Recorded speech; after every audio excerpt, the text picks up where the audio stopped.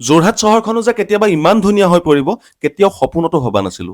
চৰকাৰখনে কৰি অহা ভাল কামবিলাকৰতো শলাগ ল'বই লাগিব। নমস্কাৰ, যোৰহাটত হৈ থকা বাকী ভাল কামবিলাক বাৰু পিছে পৰেও চাম। আজি আমি আপোনালোকক লৈ যাম অসমৰ ইতিহাসৰ এক পবিত্ৰ স্থানলৈ, যি স্থানৰ বুকুত আজিও সজীৱ হৈ আছে স্বাধীনতা সংগ্ৰামীৰ ত্যাগ আৰু বীৰত্বৰ গাথা।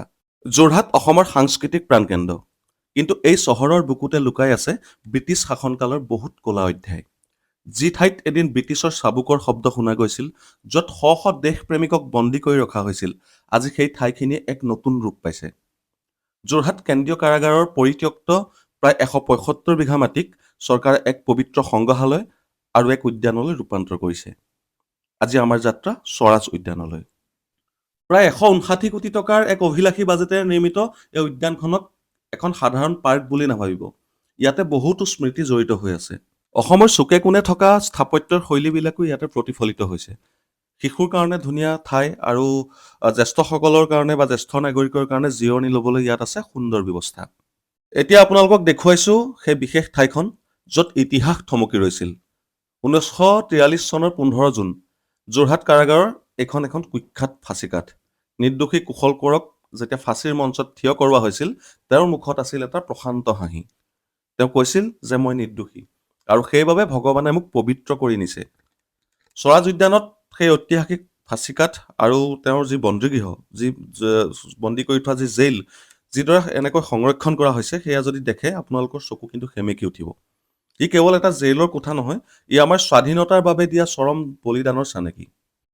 এই উদ্যানখনৰ আটাইতকৈ বৈশিষ্ট্যপূৰ্ণ দিশটো হৈছে ইয়াৰ ২৫টা এই যে গ্ৰেনাইটৰ স্তম্ভ দেখিছে আপোনালোকে ঠায়ে ঠায়ে, এই স্তম্ভকেইটা।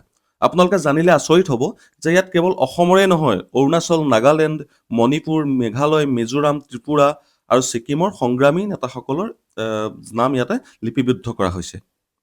কনকলতা বৰুৱা, মুকুন্দ কাকতিৰ পৰা আৰম্ভ কৰি উত্তৰ পূৰ্বাঞ্চলৰ অখ্যাত জনজাতীয় বীৰসকললৈকে সকলোৰে নাম ইয়াতে একত্ৰিত কৰা হৈছে। নতুন প্ৰজন্মৰ বাবে কিন্তু এই স্তম্ভকেইটা একদম বুৰঞ্জী কিতাপৰ নিচিনা। অকল সশস্ত্ৰ সংগ্ৰাম নাইবা এই অস্ত্ৰ শস্ত্ৰৰে যে কাৰোবাৰ বিৰুদ্ধে যুঁজ দিব পাৰি তেনেকুৱা নহয়, বৌদ্ধিকতা আৰু আধ্যাত্মিকভাৱেও শত্ৰুৰ লগত আচলতে যুঁজ দিব পাৰি। তাৰ প্ৰমাণ দেখুৱাওঁ আহক।